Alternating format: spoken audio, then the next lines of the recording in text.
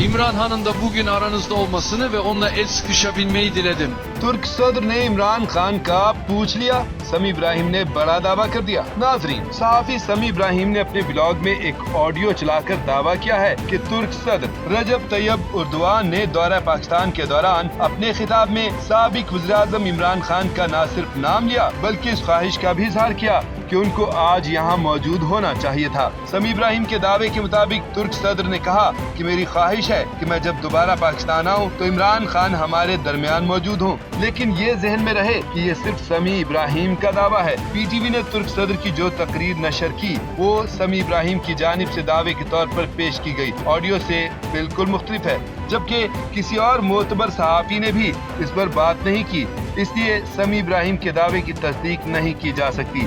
समी इब्राहिम ने अपने ब्लॉग में जो ऑडियो सुनाई वो बज़ाहिर तुर्क सदर रजब तैयब उर्दवान की लग रही है, जिसमें वो फरमा रहे हैं कि मेरे तमाम पाकिस्तानी भाइयों और बहनों को अस्सलाम वालेकुम। पाकिस्तान और तुर्की बड़े करीबी मुल्क हैं और इस कौम से मेरी बहुत सी यादें वाबस्ता हैं। आखिरी बार जब मैं पाकिस्तान आया था तो साबिक वज़ीर-ए-आज़म इमरान खान ने मेरा इस्तकबाल किया था और आज शहबाज शरीफ वज़ीर-ए-आज़म के तौर पर अपने मुल्क की क़यादत कर रहे हैं। मेरी ख्वाहिश थी कि आज इमरान खान भी आपके दरमियान मौजूद होते और मैं उनसे मुसाफा कर सकता। उम्मीद करता हूँ कि मुस्तकबिल में इमरान खान से जरूर मुलाकात होगी। अपने ब्लॉग में ये गैर तस्दीक शुदा ऑडियो चलाकर समी इब्राहिम ने दावा किया कि तुर्क सदर ने इमरान खान की लीडरशिप की गवाही दे दी है। इसको पीटीवी ने नशर किया। इससे सरकारी हुकाम के औसान खता हो गए और वो इस खिताब को एडिट भी नहीं कर सके। लेकिन नाज़रीन, जैसे कि हम आपको पहले बता चुके हैं कि ये दावा समी इब्राहिम ने अपने ब्लॉग में किया है।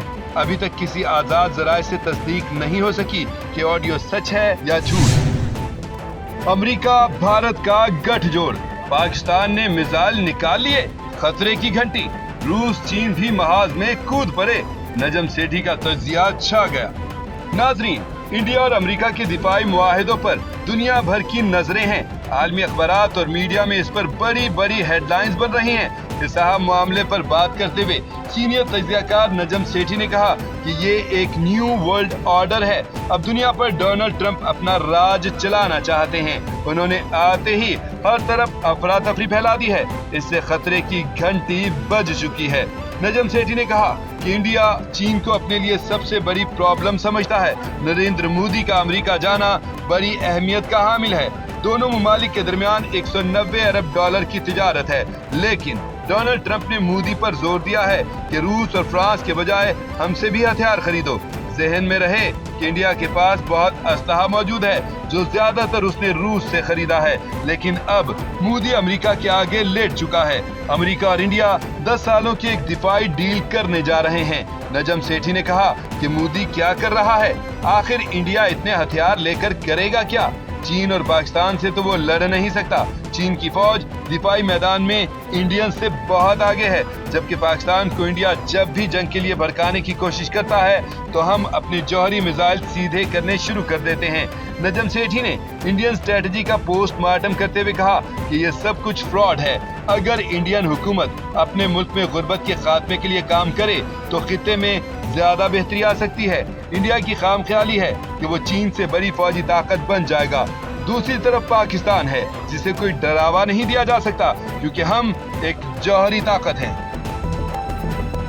सिक्योरिटी फोर्सेस की खैबर पख्तूनख्वा में 2 मुख्तलिफ कार्रवाइयों के नतीजे में 15 ख्वारिज का सफाया कर दिया। ISPR के मुताबिक फायरिंग के तबादले में लेफ्टिनेंट मोहम्मद हसन समेत 4 जवान जाम शहादत नोश कर गए। फोर्सेस ने खुफिया इत्तला पर DI खान में ऑपरेशन किया। फायरिंग के तबादले में 9 ख्वारिज हलाक। शुमाली वज़ीरिस्तान में कार्रवाई के दौरान 6 ख्वारिज हलाक किए गए। हलाक खारजी इदारों को इंतहाई मतलूब थे।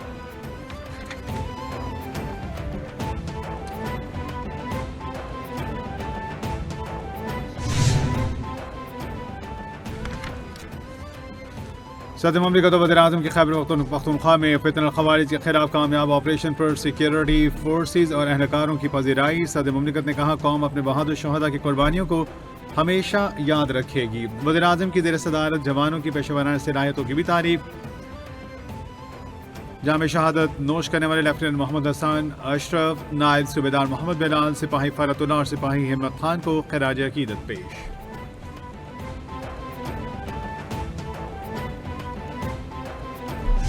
अल-यमीन गंडापुर की ज़ेर सदारत सियासी और मजहबी जमातों के अकाबरीन का मुशावरती इजलास मिली यकजहती काउंसिल पाकिस्तान और मुत्तहिदा उलमा बोर्ड खैबर पख्तूनख्वा के कायदीन की शिरकत। दहशतगर्दी के मसले से निपटने के लिए अफगानिस्तान के साथ हुकूमती सतह पर मुज़ाकरात शुरू करने का फैसला। इजलास में फैसला किया गया कि फिरका वाराना हम आहंगी को फरोग देने के लिए सियासी और मजहबी जमातें मिलकर काम करेंगे। क़याम अमन के लिए कौमी मफाद वक्त की ज़रूरत है।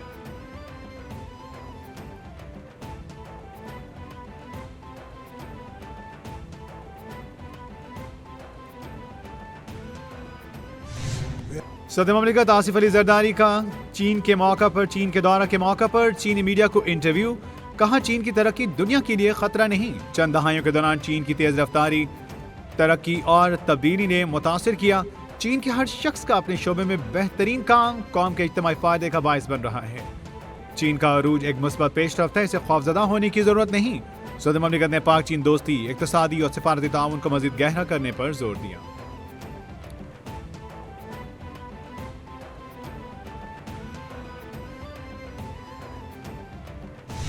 पंजाब में ज़राअत को मॉडर्न और जदीद बनाने का इनकलाब। किसानों को तमाम ज़राई सहूलियात एक छत तले फराहम करने का मंसूबा शुरू। चोलिस्तान में ग्रीन पाकिस्तान मंसूबे का आगाज। कंडाई और शापों में मंसूबों का इफ्तिताह। Green mall and service company, smart agri forum, ज़राई तहकीक और सहूलत मरकज़ का इफ्तिताह। बदराना पंजाब मरियम नवाज शरीफ और chief of army staff general Syed Asim Munir की तकरीब में शिरकत।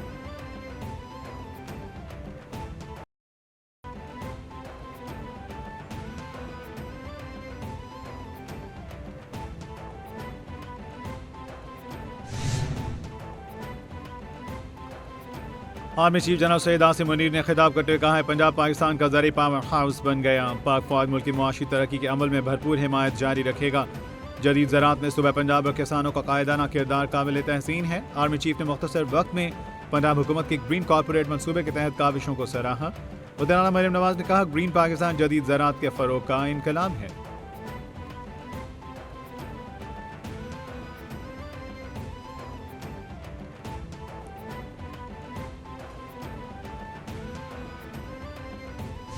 साबिक वफाकी वज़ीर फवाद चौधरी का कहना है, बानी पीटीआई के हुक्म पर सुलह कर ली तो मामला खत्म हो गया। शैब शाहीन ने बानी पीटीआई का नाम लेकर टीवी प्रोग्राम में कहा कि मैं भगौड़ा हूँ। बानी पीटीआई से इस बात की तस्दीक की। उन्होंने कहा, ऐसा नहीं कहा गया। रहनुमा पीटीआई शैब शाहीन ने फवाद चौधरी से सुलह करने से इनकार कर दिया। कहा, हमें इन टाउट से कोई सुलह नहीं करनी। मैं फवाद चौधरी को कभी माफ़ नहीं करूँगा।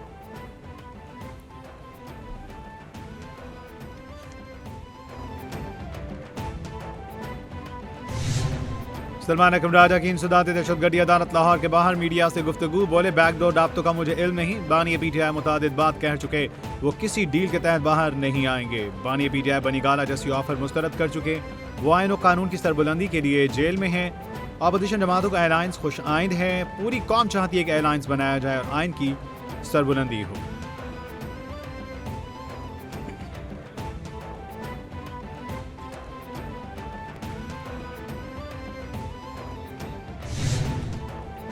मुस्तफ़ा आमिर कातिल केस, अदालत ने मुल्जिम शहराज को 21 फरवरी तक जिस्मानी रिमांड पर पुलिस के हवाले कर दिया। पुलिस का मरकजी मुल्जिम अरमगान के रिमांड के लिए सिंध हाई कोर्ट से रुजू। दरख्वास्त पीर को सिंध हाई कोर्ट में समाअत के लिए मुकर्रर कर दी गई। पुलिस ने छापा मारने वाली टीम के खिलाफ FIR का ऑर्डर भी चैलेंज कर दिया। मुल्जिमान की अदालत पेशी पर मकतूल के वालिद का शोर शराबा, जबरदस्ती अदालत चैम्बर में घुसने की कोशिश।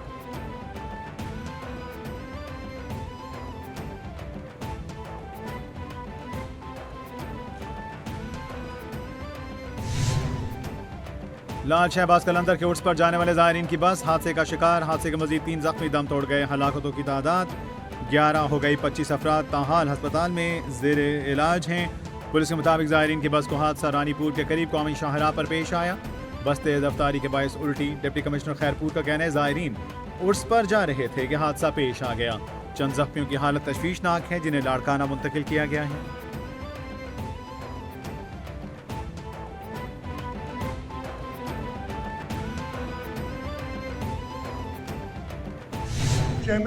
वज़ीर सिंध कहते हैं, हमारे पास इतने वसाइल न थे। आलमी बैंक से मिलकर सोलर प्रोग्राम शुरू किया। बिजली का खर्च बचाने के लिए इमारतों को सोलराइज करेंगे।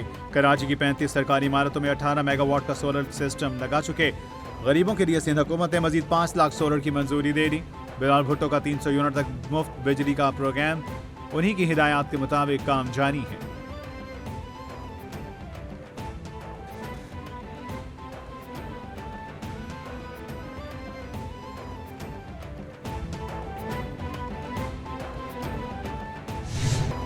सीनियर वजीर सिंध शर्जील नाम मेमन ने कहा काबीना ने यूनिवर्सिटीज बिल पर गवर्नर सिंध के एतराज़ात को मुस्तरद कर दिया।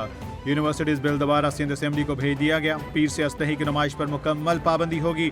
कोई भी कम उम्र बच्चा ड्राइविंग करते पकड़ा गया तो गिरफ्तार होगा। रजिस्ट्रेशन के बगैर गाड़ी शोरूम से निकलने नहीं देंगे। इन्फ्लुएंजा इन्फेक्शन बढ़ रहा है। आवाम जिस तरह कोरोना में फासला रखते थे अब भी रखें। इन्फ्लुएंजा में गले में खारिश और बुखार चढ़ता है।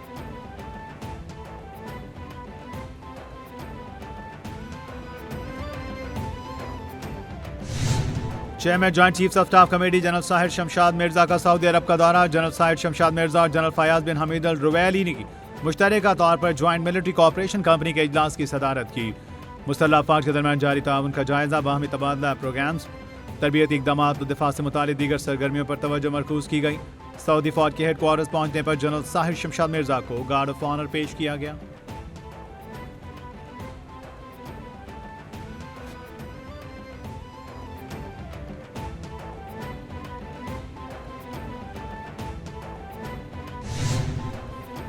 गाजा जंगबंदी मुआहदे पर अमल दरामद करते हुए फलस्तीनी मदाहमती तंजीम हमास ने 3 यरगमालियों को रिहा कर दिया। गैर मुल्की मीडिया रिपोर्ट के मुताबिक यरगमालियों की रिहाई के छठे मरहले में हमास ने 3 यरगमालियों को खान यूनस के इलाके में रेड क्रॉस के हवाले किया। रेड क्रॉस के एहलकार ने यरगमालियों की रिहाई की दस्तावेजात पर दस्तखत भी किए। रिहा होने वालों में अमरीकी नैयाद इसराइली साजिद एक्लचीन, अलेक्जेंडर ट्रोफानोव और यायर हौरान शामिल। लाहौर जिमखाना क्लब के सालाना इंतखाबात, वोटों की गिनती जारी। वोटर्स की बड़ी तादाद जिमखाना क्लब के सालाना इंतखाबात में वोट कास्ट करने पहुंची। क्लब में 3006 वोट कास्ट हुए।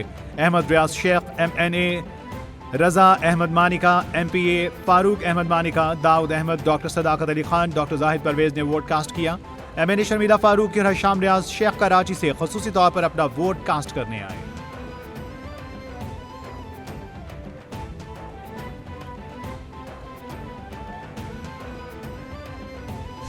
और आम फहम अशार मिर्ज़ा गालिब की खास पहचान। उर्दू शायरी की तारीख गालिब का जिक्र किए बगैर नामुकम्मल। बड़े सगीर के अजीम शायर असदुल्ला खान गालिब की 156वीं बरसी मनाई जा रही है। मुल्क भर में मिर्ज़ा गालिब की अदबी खिदमात को खिराज अकीदत पेश किया जा रहा है। मिर्ज़ा गालिब का असल नाम असदुल्ला खान बेग था। दिसंबर 1797 को आगरा में पैदा हुए। बचपन में ही वालिदैन का साया सर से उठ गया। बाद उनकी परवरिश उनके चचा नसरुल्लाह बेग ने की।